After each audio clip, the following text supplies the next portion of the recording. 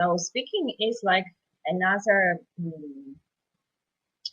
kind of sphere. Yeah, so we can learn grammar ourselves at home, for example, open the book and just learn the rules. We can listen a lot of stories, just listen BBC radio or some other things. Yeah, we can write essays. It's like all skills together. But speaking, it's like the last one and the most important. It's about communication with other people. So writing exercises are really good for us because we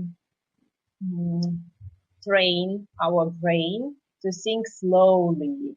And then when we speak, it works faster and it's about different speed.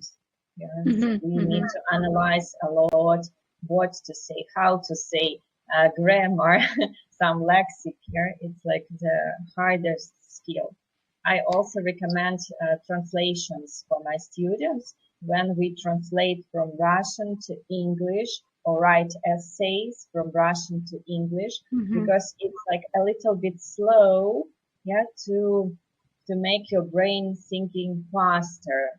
So I agree first with you you. do it slowly, and then it's easy to speak because it's just practice.